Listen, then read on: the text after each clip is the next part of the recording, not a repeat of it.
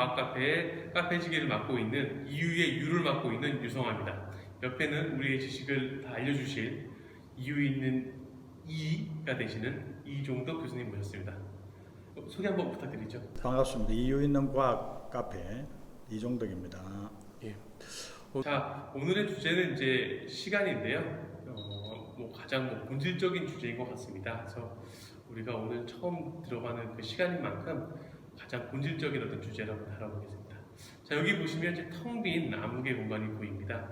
이제 저희가 이런 암흑의 공간을 볼 때마다 느끼는 거지만 정말 이 공간 속에 뭐가 있나, 또 정말로 이 공간에 시간이 존재하고 또 공간이라는 게 또 여기 있는지 그렇게 궁금할 겁니다. 저 또한 이런 암흑의 공간을 보면 아무것도 없는 느낌이 들어서 정말 시간과 공간에 대한 개념이 잘 안 서거든요. 그래서 아마 이 부분에 대한 궁금증 저 말고도 여러분들 많이 갖고 계실 텐데요. 자, 그러면 시간과 공간에 대한 실체를 우리가 한번 살펴보면 좋은 시간이 될 것 같고요. 이에 대한 시간의 실체에 대해서 먼저 우리 이종덕 교수님께서 설명해 주시겠습니다. 시간과 공간이라 이게 참 정말 어려운 질문이네요.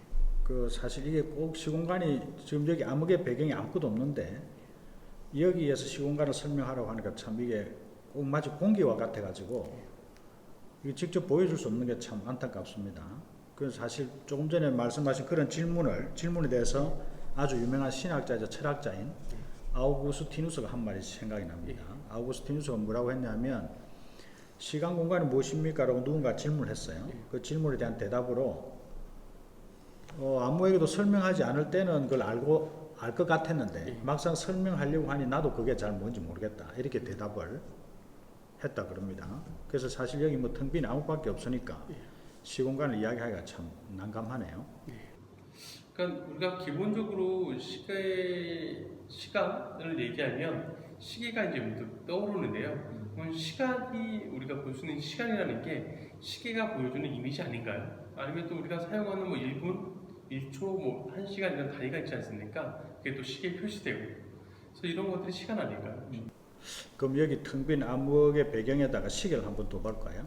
시계 하나를 두면 어쨌든 일단 시계가 있으니까 공간은 좀 나름대로 이제 좀 드러나는 것 같네요. 그렇죠? 이 시계가 놓여 있는 곳을 우리 보통 이런 곳을 공간이라고 하니까 여기 공간에 대한 다양한 정의들도 지금 쭉 볼 수가 있습니다. 좀 이해하기 좀 어려울 수도 있는데 이게 일반적으로 우리가 이야기하는 공간의 정의라고 할 수 있는데 어쨌든 시계를 하나 갖다 두니까 이렇게 공간의 사물과의 관계를 통해서 사실은 이제 그 실체가 잘 드러나는 것 같습니다. 그렇죠? 이제 시간을 한번 보죠. 조금 전에 시계를 보면 시간이 보인다고 말씀하셨잖아요. 그럼 시계 바늘이 가리키는 그게 무엇을 가리킨다고 생각을 하세요? 또 그런 생각을 해본 적 있으신지? 그리고 시계 또 바늘이 빠르기는 또 어떻게 결정됐고 또 1초는 무엇이고 그 간격은 또 어떻게 결정되는지 이런 거 혹시 생각해 본 적 있으세요? 그렇게 생각을 해본 적은 없는데 우리가 이제 딱 시간 하면 떠오르는 거는 하루, 또 하루 하면 24시간, 그리고 이 24시간을 이제 우리가 살펴보면 지구가 자전에서 한 바퀴 도는 시간을 우리가 24시간으로 나누고 또 하루라고 생각을 하니까요. 혹시 이런 지구의 운동이 기준이 아닐까요?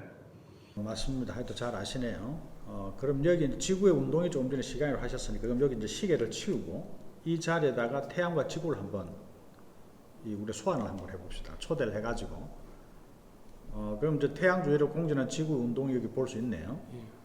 그럼 이제 공전은 1년의 기준이 되고 지구가 태양 주위를 공전할 때 그 다음에 지구의 자전은 하루의 기준이 되는 거죠. 그래서 사실 이제 지구의 공전이나 자전 때문에 나타나는 사계절의 변화나 밤낮의 변화 그게 시간의 기준이 된 것이라고 할 수는 있겠습니다. 그러면 지구의 그런 운동 그 자체가 시간이라고 할 수 있겠네요. 근데 운동이라고 이렇게 생각을 하면 우리 주변에는 운동은 다양한 종류가 있지 않습니까? 가령 달리는 것부터 시작을 해서 자동차, 비행기, 기차 이런 것도 있고요. 또 하늘에서 땅으로 내려오는 비나 눈, 또 바람 이런 것 등등이 이제 우리의 그런 운동이라고 볼 수 있는 부분인데요. 그러면 우리 조상들은 이런 운동에 대한 부분을 태양이나 지구의 운동을 기준으로 시간을 삼은 건가요? 네네. 그게 아마 유한한 삶을 우리가 살기 때문에 인간이 그래서 우리가 유한한 삶을 살아가는 인간이나 또는 변화무상한 자연의 변화를 바라보는 기준이 있어야 되니까 사실은 그런 기준이 되기 위해서는 어떤 불면의 영원성을 가지면서 또 지상의 어떤 거에도 영향을 받지 않는 그런 좀 절대적인 대상이 필요하지 않을까. 아마 그런 대상을 아마 찾으려고 했겠죠.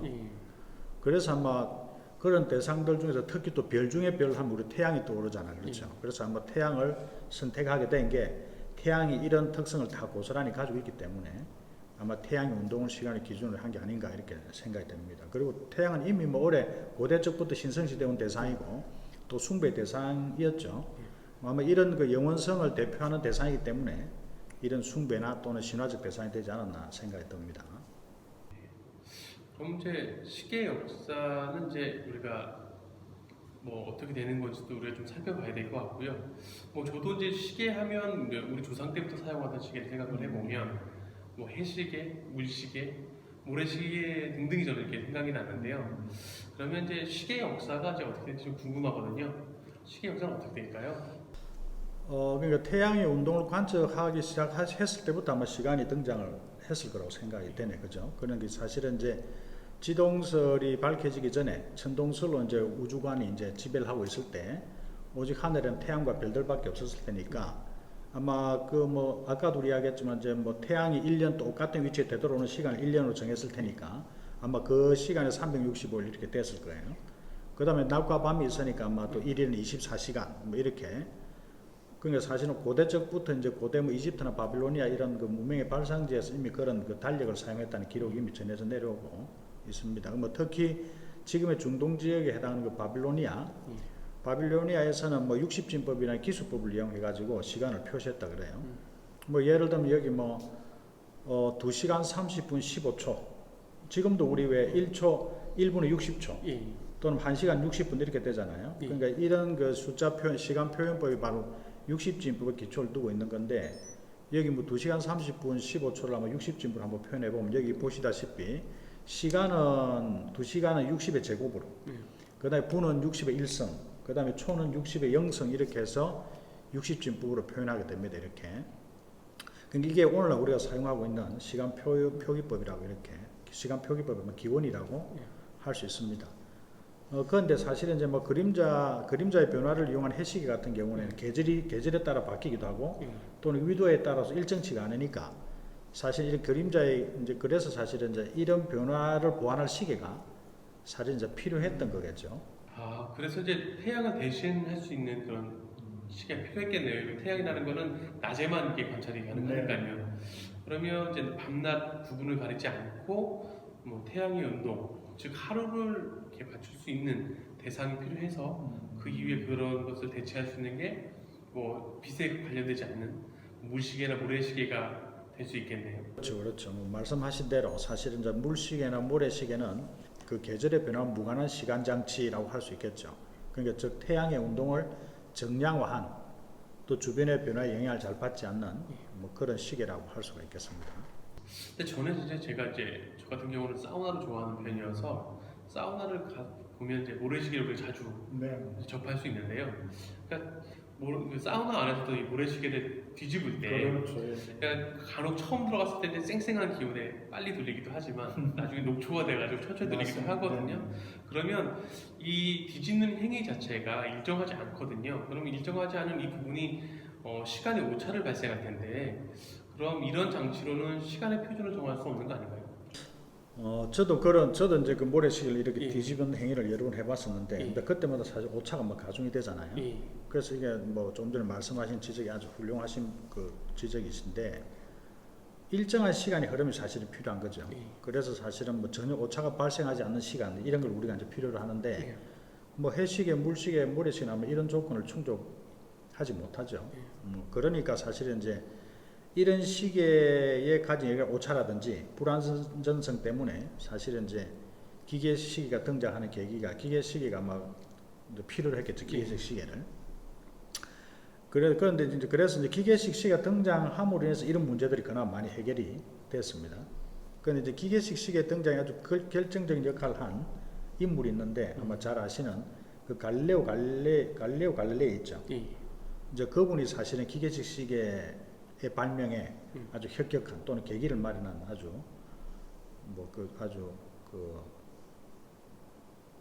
그런 계기를 마련한 인물이라고 할 수 있겠습니다. 갈릴레오 갈릴레이 하니까 저는 이제 천문학자나 과학자로 많이 저도 알고 있었는데 시계와 이런 상관이 있다는 게 참 신기하네요. 혹시 그 진자의 등시성이라고 혹시 들어보셨어요? 예전 과학 시간을 생각해서 이제 기억을 더듬어 보면 진자라는 말을 좀 들어본 것 같은데요. 등시성이라는 말은 좀 생소한데 등시성이 무엇이죠? 이건 이제 갈릴레오가 아마 젊은 시절에 아마 성당에 갔나 봐요. 그런데 성당에 거기 위에 뭐 촛불들이 이렇게 이제 꽂혀 있는 그 샹들리에가 이렇게 천정에 매달려 있는 걸 이제 본 것 같아요. 그런데 이제 성당에서 바람이 이렇게 불 때 샹들리에가 흔들리잖아요. 그 흔들리는 폭을 우리 진폭이라고 하는데 갈릴레오가 가만히 보고 있으니까 많이 흔들릴 때나 적게 흔들릴 때, 다시 이제 바람이 강하게 불어서 샹들리에가 많이 흔들릴 때나 또는 바람이 잠잠해져서 샹들리에가 작게 흔들릴 때 그 폭의 변화가 있잖아요.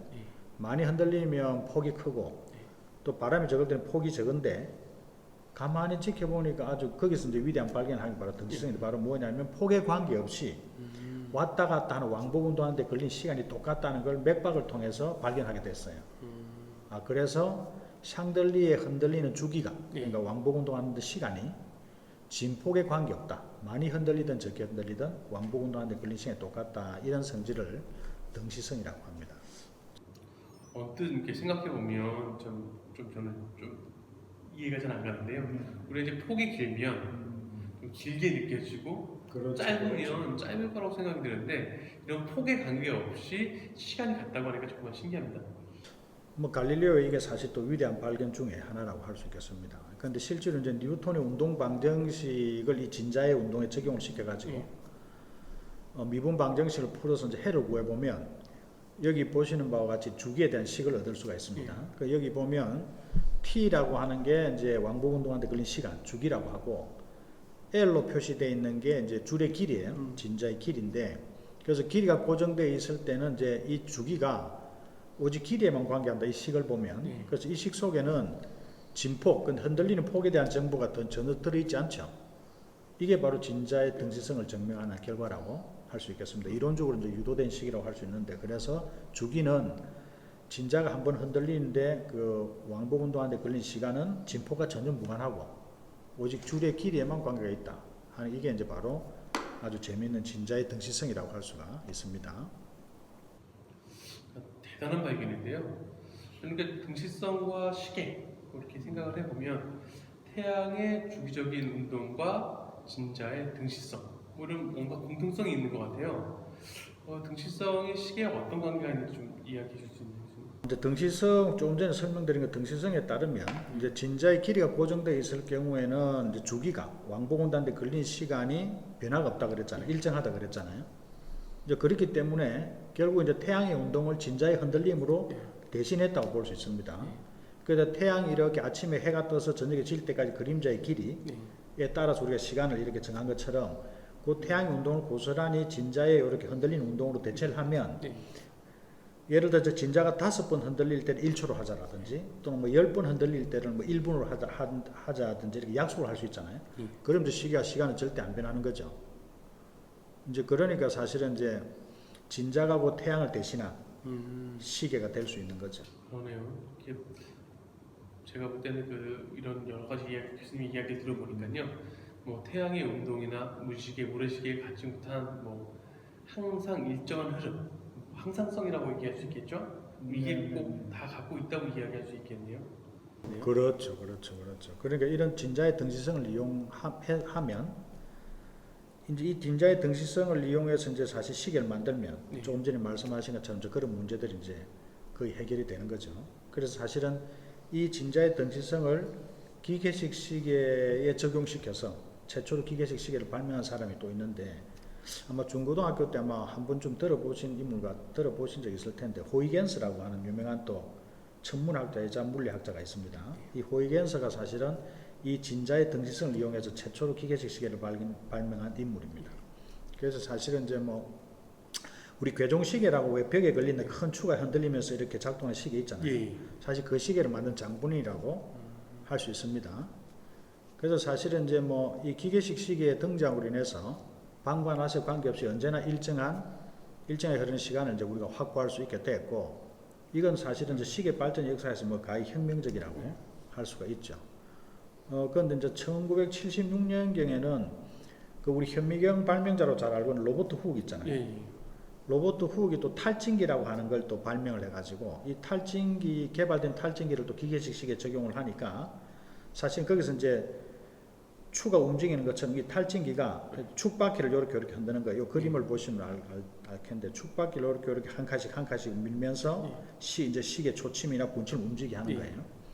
그래서 이렇게 탈진기가 이제 개발이 되면서 이게 기계식 시계에 적용을 하니까 기계식 시계 사이즈도 이제 대폭 줄어들고, 또 정밀도도 엄청 이제 훨씬 높아졌겠죠. 그래서 이제 보다 시간을 정교하게 우리가 제어할 수 있게 이제 되었습니다. 그래서 사실 이런 시계 발전과 더불어서 한참 뒤에 이제 초침, 분침 이제 이런 게 등장하게 되었습니다.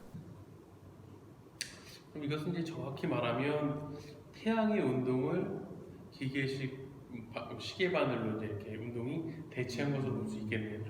맞습니다. 그 정확하게 이해하시네요. 그런데 이제 여기서 이제 한 가지 의문이 드는 게 있습니다. 그러니까 1초라는 시간의 크기가 있지 않습니까? 즉 그게 어쩌면 제가 생각하기엔 간극 같은 걸로 저는 생각이 드는데요. 그럼 즉 간극이 1초라는 간극이 무엇을 의미하는 것이며 또 이 값은 절대 뭐 변하지 않는 절대값이라고 볼 수 있는 건가요? 일단 우리가 태양의 운동으로부터 지금 시계가 시간이라는 게 등장했으니까 일단 태양의 운동으로 다시 한번 살펴보죠. 보통 1초가 뭔지. 1년은 365일이잖아. 그렇죠. 또 1일은 뭐 24시간, 또 1시간은 뭐 60분, 또 뭐 1분은 60초 이렇게 돼 있는데, 그럼 결국 1초라고 하는 것은 결국 태양의 운동으로부터 왔을 텐데, 1초를 예를 들어서 며칠 일수로 이렇게 한번 나타내 보면 여기 보는 바와 같이 이렇게 1분 1초가 거의 한 하루라는 일자로 이렇게 환산해 보면 여기처럼 한 86,400분의 1에 해당돼요. 그러니까 86,400분의 1에 해당되는 게 바로 1초니까 결국 태양 운동을 기준으로 했기 때문에 이 경우에 이렇게 정의됐다면 1초는 절대적인 값이라고 할 수 있는 거죠. 그럼 이제 이런 기계식 시계 외에도 그러니까 우리가 이제 일반적으로 잘 아는 저도 뭐 이렇게 전자시계를 차고 있는데 뭐 전자시계라든지 전에 또 뉴스에서 보니까 원자시계라는 말도 있더라고요. 그래서 이런 시계들의 원리는 다 똑같은가요? 예, 그렇습니다. 뭐 원리는 다 똑같은데 전자시계와 원자시계는 이제 기계식 시계에 비해 정밀도가 훨씬 높고 오차가 적다는 게 이제 큰 특징이죠. 주로 사용하는 시계가 이제 요즘 우리가 이게 지금 이 시계도 전자시계인데 이 전자시계 앞이나 혹시 뒷면을 보면 퀄츠라고 하는 영어 단어가 적혀 있어요. 그 퀄츠가 뭘 의미하느냐면 수정 진동자, 수정이란 뜻이에요. 수정. 그 수정이 보석이잖아요. 결정인데 이 수정을 마이크로 사이즈로 아주 얇은 이렇게 박편으로 만든 다음에 이 양단에다 전압을 걸어주면 이게 엄청 진동을 해요. 그럼 지금 우리 시간의 기준이 태양의 운동이었고 태양의 운동을 기계식 시계는 이게 추가 또 대신했잖아요. 추의 흔들림이 우리 시간으로 환산하는 게 기계식 시계잖아요. 이제는 어떻게 하면 이 수정 진동자의 진동의 횟수를 시간으로 환산할 수 있죠. 이게 바로 이제 전자시계. 그 전자시계 속은 전부 다 이 수정 진동자가 들어있어가지고 예를 들어서 이 수정 진동자가 뭐 1000번 진동할 때를 1초라고 하자. 그럼 아까 이제 그 기계식 시계의 그 추가 5번 진동할 때 1초라고 하자. 이거는 또는 뭐 한 번 흔들릴 때가 1초보다 더 클 수도 있잖아요. 그러니까 1초를 정확하게 하는 데는 사실 이건 이제 1000번 흔들릴 때를 1초라고 하니까 1초, 0.5초, 뭐 1000분 1초까지 정밀도로 진동을 제어할 수 있잖아요. 그러니까 전자시계가 훨씬 정밀하고 오차도 적다고 할 수 있죠. 그래서 사실은 이제 조금 전에 이제 말씀드렸지만 이제 전자시계 속에 있는 수정 진동자가 기계식 시계 진자를 대신했다. 뭐 이렇게 볼 수가 있겠습니다. 그건 미안해. 아까 이제 전자시계도 이야기했지만 원자시계도 이제 제가 들어봤다고 했는데 그럼 원자시계의 원리도 이제 똑같은 건가요? 그런데 이제 또 이 전자시계도 조금 전에 오차는 훨씬 줄었지만 이제 이상적으로 오차가 완전히 제로인 건 아니거든요. 왜냐하면 결국 수정이라고 하는 그 암석을 예. 가공을 해야 되는데 그럼 예. 수정 진동자를 만들어야 되잖아요. 그럼 마이크로 사이즈로 잘라 가지고 가공을 할 때 원자 수준에서 보면 대량 생산을 했지만 이 모든 게 똑같지가 않잖아요. 예. 그래서 이 다른 차이 때문에 이제 나타나는 기인하는 오차들이 막 생기겠죠. 예. 그러니까 이 시계도 완벽하게 오차가 제로인 시계는 아니죠. 그런데 조금 전에 가공의 문제 때문에 오차가 발생할 수 있다. 예. 또 온도의 영향도 받고, 예. 왜냐하면 이게 이제 물질이니까 온도의 영향도 받겠죠. 미세하게 전압의 차이도 영향을 예. 받고, 이 모든 외적 환경에 영향을 받지 않는 이제 시계가 필요하잖아요. 절대적으로 변하지 않는 시간. 그런데 그게 이제 뭐냐면 원자에서 방출되는 빛은 빛의 진동수가 있단 말이에요. 원자에서 이제 특정 준위, 예. 에너지 차이가 나는 두 준위 사이에서 이렇게 전자들이 에너지가 높은 곳에 낮은 곳으로 이렇게 점프해서 뛰어내려올 때 빛이 방출되는데 예. 그때 방출되는 빛의 진동수는 이제 외부 영향을 전혀 안 받아요. 온도라든지 압력이라든지 그 어떤 것에도 영향을 받지 않으니까 이 빛이 진동하는 횟수, 예. 원자에서 방출된 빛이 몇 번 진동할 때를 1초라고 합시다. 이렇게 하면 그 1초는 이제 영원히 안 바뀌는 거죠. 절대적으로. 그 외부의 어떤 환경에도 영향을 받지 않기 때문에. 그래서 지금 우리가 사용하는 이제 원자 시계는 세슘, 그러니까 질량수가 133인 세슘 원자가 있어요. 예. 세슘 원자를 외부에서 자극을 하면 예. 특정 두 준위 사이에서 방출된 빛이 있어요. 그 빛이 약 90억 번? 90억인가? 90억 번 같네요. 한 90억 번 약 90억 번 진동할 때를 1초로 정해놨어요. 그럼 이제 이거는 영원히 이제 안 바뀌는 거죠. 그래서 사실 이제 원자식이 이론적으로 예. 오차 제로인 절대적인 시계로 지금은 이제 이 시간의 시간을 국제 표준시로 국제 표준시의 기준을 삼고 있는 거죠.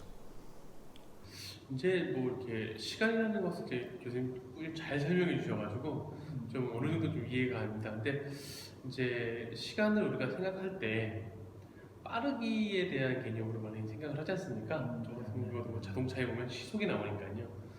그렇게 보면 이제 제가 전공이 만화 애니메이션 전공인데 제가 제일 좋아하는 장르 중에 하나가 SF입니다. 그 SF 분야에서 이렇게 보다 보면 시간이 이렇게 느리게 가기도 하고 상대적으로 빠르게 흐르기도 합니다. 이런 설명이 그럼 시간 안에서 가능할까요? 사실 우리는 시간이 이제 일정하잖아요. 예. 그런데 사실은 이 일정한 시간이 왜 필요로 했느냐, 그 아마 이유가 있을 텐데, 뉴턴이 살던 그 중세 때만 해도 이 표준적인 시간이 없었어요. 그러니까 지역마다 국가마다 시간이 다 다르고 달력도 서로 다른 달력을 사용하고 있었기 때문에, 그래서 왜 뭐 달력 중에 율리우스력, 그레고리력 이런 거 들어보셨죠? 또 뭐 윤년이라든지 윤달 이런 것도 들어보셨잖아요. 이제 이런 문제도 있었고, 또 하나는 이제 그 과학혁명 이후에 이제 천문학이 이제 급속도로 발달하는데, 또는 이제 정밀한 천체 운동을 정밀하게 측정할 또 필요성이 생겨가지고, 그래서 사실은 이제 천체들 운동을 정밀하게 측정해서 무엇보다 가장 필요한 게 바로 시간의 정확도예요. 시간의 정확도. 그래서 또 정밀한 시간, 그런데 또 일정하게 흐르는 시간이 또 필요했겠죠. 기준이 돼야 되니까. 그 다음에 또 이제 뭐 대항해 시대, 과학혁명 이전에부터 시작이 됐지만 이제 전 세계 이제 항로를 개척하는 이제 그런 식민지도 개척하고, 뭐 포르투갈이나 스페인을 이제 시발로 해가지고 이제 전 세계가 대항해 시대에 접어들었는데, 그런 경우에 이제 새로운 항로를 개척하는데도 무엇보다 중요한 게 시간이죠. 뭐 경도를 몇 도 뭐 경도를 서로 다른 경도를 넘어가거나 위도를 또 운동할 때, 배가 항로를 할 때 지금부터 얼마 동안 이제 그 항해를 했을까? 뭐 그것도 역시 시간의 문제니까 역시 시간의 기준도 필요하고, 무엇보다도 이제 일정한 시간 또는 이제 표준적인 시간, 보편적인 시간을 필요로 했던 게 뭐냐면, 이제 19세기 영국에서 이제 철도가 처음으로 등장했을 때, 사실 이제 철도를 운행하려고 하면 각 역마다 시간이 있잖아요. 철도가 도착하는 시간. 그럼 여기서 출발해서 1시간 뒤에 도착하면 여기와 저쪽 도착 역에서의 시간이 어떻게 됩니까? 서로 약속이 되어 있어야 되죠. 그래서 하나의 시계로 모든 시간의 기준이 되는 이제 그런 시간을 필요로 하게 된 거죠. 그 다음에 여기서 시간과 저기서 시간이 서로 다르게 흘러가면 이게 싱크로나이즈 할 수가 없잖아요. 그렇죠. 그래서 이 역과 저 역 사이의 시간이 똑같이 흘러가야 되고, 그래서 일정한 시간이 필요로 한 거죠. 또 하나는 철로가 있으면 이제 철로를 여러 기차가 이제 동시에 사용을 해야 되는데, 이 정확하게 이제 철로를 사용할 시간을 이제 약속을 해놓지 않으면 대형 사고로 이어질 수 있잖아요. 예를 들어 1시에는 A라는 기차, 1시 반에 B라는 기차가 운행해야 되는데 1시와 1시 반이라는 그 시간을 정해두지 않으면 서로 다른 시간 기준으로 운행을 하게 되면 대형 사고로 이어질 수 있죠. 같은 철로에 동시에 열차가 진입을 해서 이제 이런 문제 때문에 보편적인 시간, 일정하게 흐르는 시간을 이제 필요로 하게 됐죠. 그래서 이제 이런 이유로 해가지고 19세기에는 그 그리니치 천문대에서 사용하는 이제 정해진 평균시가 있어요. 그 그리니치 천문대 평균시를 사실은 이제 영국에서는 보편적인 시간으로 사용을 했어요. 그래서 이 시간이 이제 사실은 이제 세계 표준시로 그게 아마 이 그리니치 천문대 그 표준시를 세계 표준시로 아마 선언하게 된 계기가 아마 이런 원인이 됐을 거예요. 그래서 지금은 이제 어때요? 세계가 이제 하나의 통일된 시간을 가지게 됐죠. 아마 그 계기가 아마 그 당시에 마련된 걸로 이제 알고 있습니다. 예, 이제 시기가 가리키는 시간이 뭔지는 이제 잘 이해가 갑니다. 근데 이제 시간의 기준이라고 하는 태양의 운동이 사라지거나 뭐 사실 손목시계가 없어도 우리 생활에 크게 이제 큰 변화가 없다고 저는 생각을 또 가끔씩 하거든요. 그리고 아까 뭐 초반에 봤던 뭐 공간에 대한 개념에서 보면, 그러니까 암묵적인 공간에서 보면, 그럼 뭐 시간이라는 것은 뭐 없어도 아무런 문제가 없지 않겠나요? 그렇습니다. 그렇죠. 그래서 근데 이제 시간은 우리 사용하는 목적이 있었잖아요. 그죠? 그래서 사실은 방금 말씀하신 것처럼 손목시계가 없어도 자동차는 운동할 수 있고, 비행기도 운동하고, 태양도 운동하고, 사실은 우리가 시계라고 하는 게 사실 없어도 자연에 아무 영향을 받지 않잖아요. 그러면 이제 시간이 없는 걸까? 우리가 이렇게 되물을 수가 있는데, 그럼 여기 이제 그 물체 두 개가 이렇게, 물체를 한번 두 봅시다. 여기 보면, 두 물체가 이렇게 있는데 좀 전에 그 말씀하신 그 시계를 우리가 치웠어요. 이 그림에서 시계를 치우고 이 물체를 운동을 한번 시켜볼 텐데 A라는 물체는 두 물체 다 똑같은 거리를 이동하는데 A라는 물체는 5초 걸렸고 B라는 물체는 20초가 걸렸어요. 그럼 여기 이제 그림에서 5초와 20초를 이제 치워보죠. 그럼 시간이 없어진 거잖아요. 그래도 우리는 뭘 볼 수 있어요? 여전히 서로 다른 빠르기를 볼 수가 있잖아요. 그렇죠. 그러면 이제 시간은 없더라도 운동은 가능한데 이 운동의 차이, 하나는 느리고 하나는 빠르다 하는 차이는 여전히 존재하잖아. 그렇죠. 그래서 사실은 이제 이걸 우리가 이제 그럼 우리가 느리다 빠르다라는 걸 느끼는 걸 한번 해석을 해보면 우리가 이 운동을 어떻게 인식할까를 해석을 한번 해보면 먼저 지금 A라는 물체, B라는 물체가 있으면 일단 그 물체로부터 반사된 빛이 우리 눈에 들어오는 거죠. 우리가 보면서 운동의 빠르기를 인식하니까. 그런데 우리가 어떻게 두 개의 빠르기 차이를 인식하게 되느냐 하면 결국 눈으로 들어온 빛이 망막을 통해서 망막에 흡수되면서 전기 신호를 만들어내고 이게 이제 뇌세포까지 가는 건 뇌신경세포까지 가는 거죠. 그럼 신경세포에서 역시 신경전달 물질들을 주고받으면서 우리가 물체를 보고 있다는 걸 인식하잖아요. 그렇죠. 그러면 느릴 때와 빠를 때 그 신경세포 사이에 신경전달하는 신호의 횟수가 다르겠죠. 신호의 그 횟수가 아까 뭐하고 같아요? 진자에 흔들리는 거라든지 빛이 진동한다는 거라든지 일정한 주기를 가진 그거와 똑같은 거잖아요. 왜냐면 우리 시간을 어떻게 약속을 했냐면 진자에 흔들리는 횟수라든지 또는 빛이 진동하는 횟수라든지 이런 걸 했잖아요. 그럼 여기서도 뇌 속에서 신호가 서로 주고받는 그 횟수가 있겠죠. 그 횟수가 곧 시간이라고 볼 수 있는 거죠. 그래서 이미 우리 인식 속에 이미 시간이라는 신호들이 끊임없이 이렇게 변하고 있는 거죠. 그래서 시계가 실제로 없더라도 시간은 존재한다고 이렇게 볼 수 있는 거죠. 왜냐하면 그게 반응이고 그 반응의 변화가 신호를 주고받는 횟수에 의해서 결정되고 뭐 이런 거니까. 그래서 사실은 이제 상호작용이 끊임없이 일어나는 거죠. 우리 이 암흑의 아까 배경 속에서도 그래서 사실 우주라고 하면 이 상호작용이 끊임없이 일어나면서 변화를 창조해가는 게 바로 우주라고 할 수 있고 이 변화는 역시 신호를 주고받으면서 일어나니까 결국 우주 자체가 뭐예요? 거대한 시간을 하나 품고 있다고 할 수가 있는 거죠. 지금 우리 이 상황에서 딱 걸맞는 말이 아리스토텔레스가 뭐라고 이야기했냐면 시간은 만물의 모든 변화의 척도다. 이런 말을 한 적이 있어요. 그러니까 지금 상황과 아주 이 시간을 잘 표현한 정의가 아닌가 이런 생각이 듭니다. 교수님 말씀하신 걸 이렇게 생각을 해보면 그러면 시간이 실체하는 물리량이라고 할 수 있겠네요. 네, 그렇죠. 그러면 시계가 없든 말든 우리가 보지 않던 시간은 존재하는 걸로 얘기할 수 있겠네요. 네. 아마 이제 그렇겠죠. 지금 이제 우리 그 약속의 이제 정의로 보면. 그 뉴턴이 쓴 책이 있습니다. 그 우리 인류 문화유산이라고 할 만큼 그 가치가 아주 높은 책이라 할 수 있는데 아마 들어보신 적 있을 거예요. 프린키피아라고. 예. 여기 이제 원래 그 뜻이 자연 철학을 위한 수학적 원리라는 이름의 책이에요. 예. 뉴턴이 이제 여러 가지 이제 그 뉴턴의 역학, 뉴턴이 발견한 모든 법칙들이 집대성되어 있는 책인데 예. 그 책 속에서 사실은 이제 뉴턴이 최초로 시간이라고 하는 문자 t를 이용해 변수로 도입을 해서 자연의 운동을 기술하게 됐어요. 예. 그래서 방정식을 유도하게 됐는데 시간을 이용해서 유도한 최초의 방정식, 그게 잘 알고 있는 우리가 뉴턴의 운동 방정식이라고 하는 거예요. 그런데 여기서 이제 뉴턴이 시간을 어떻게 정의했냐면 정확하게 뉴턴이 이렇게 이야기를 했어요. 시간은 절대적이고 참되고 수학적인 시간은 이렇게 했어요. 수학적인 시간은 그 자체로 스스로 흘러가며 본성상 등속이라고 그랬어요. 아까 우리 시간의 속도 네. 시계 바늘의 빠르기라 이야기했잖아요. 예. 그 빠르기는 절대 안 변하는 거죠. 그래서 본성상 등속이고 어떤 외적 대상과도 관계하지 않는다 또는 영향을 받지 않는다라고 이제 뉴턴이 정의를 했어요. 그러니까 이런 시간이 그 어떤 대상과도 관계하지 않고 스스로 일정한 속도로 흘러가고 이렇기 때문에 그럼 절대 외부와 관계를 안 하니까 변화가 없겠죠. 예. 이런 시간을 뉴턴은 뭐라고 했냐면 절대 시간 이렇게 정의를 했습니다. 그래서 이제 뉴턴의 주장처럼 자연의 변화를 제대로 기술하기 위해서는 그 시간이 어떻게 절대적으로 일정하게 흘러야 되고 그렇죠. 그러니까 당연히 조금 전에 정의했던 것처럼 절대 시간이라는 게 당연히 필요한 거겠죠. 그래서 뉴턴은 절대 시간이라는 그 정의하에 시간을 도입해 가지고 자연의 모든 운동을 완벽하게 기술을 한 거죠. 그래서 사실 이제 원점으로 돌아가 보면 태양의 운동이 바로 그 역할을 했다고 볼 수 있습니다. 아까 우리 영원성 이런 말 했었잖아요. 그럼 지금 우리가 사용하는 시간이 절대 시간이라고 얘기할 수 있나요? 그렇습니다. 뉴턴이 말한 절대 시간은 조금 전에 말씀드렸지만 그 어떤 외적 대상과도 관계하지 않고 본성상 스스로 일정하게 흘러간다 그랬잖아요.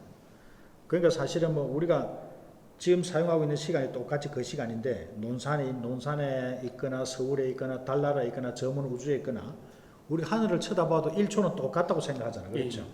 저 수백억 광년 떨어진 저 은하계나 서울이나 여기 있으나 1초 간격이 똑같잖아. 미국이나 뭐 우리나라 관계없이. 그래서 어디든지 우리가 어떤 상태에 있든지 관계없이 1초라고 하는 건 똑같으니까 결국 지금 우리 사용하는 시간은 절대 시간이라 할 수 있고 그래서 사실은 뭐 전 우주의 1초라는 간격은 똑같습니다. 똑같다고 할 수 있고 시간의 흐름도 똑같고 그래서 우리는 동일한 시간의 기준으로 우주 전체 변화를 지금 이야기하고 있는 거죠.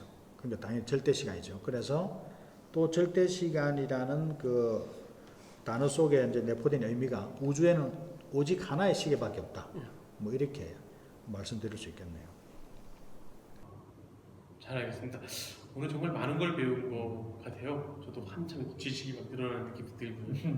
예, 그래서 여기서 한 가지 더 질문을 드리면 아까 이제 아인슈타인의 이야기를 했지 않습니까? 네. 특히 아까 얘기했던 특수 상대성 이론에 대해서 이렇게 얘기 살짝 하셨는데 그 특수 상대성에 이렇게 부분을 조금 따지다 보면 어떤 때는 빠르기의 흐름이 뭐 빨라지기도 하고 어쩔 때는 줄어들기도 하고 시간이 그렇게 그러니까 그렇게 나타나는 걸로 저희가 들은 적이 있거든요. 그러면 이제 시간이라는 자체가 이렇게 공부줄처럼 불었다가 줄었다가 뭐 이렇게 한다는 걸로 저는 이제 생각이 들거든요. 그러면 그런 시간이 이렇게 늘었다 줄었다 하는 이 기준 때문에 절대 기준의 시간이 사라지는 건 아닌가요? 혹시? 그런데 질문을 너무 많이 하시는 것 같은데. 제가 상당히 공부를 많이 해왔습니다. 아니 오늘은 그만합시다. 아닙니다. 너무 오늘 준비되지 않은 해주셔야 이런 걸 너무 사람 힘들게 하시면 아닙니다. 가야 되겠어요. 이걸 꼭 그만하세요. 해주셔야 됩니다. 예.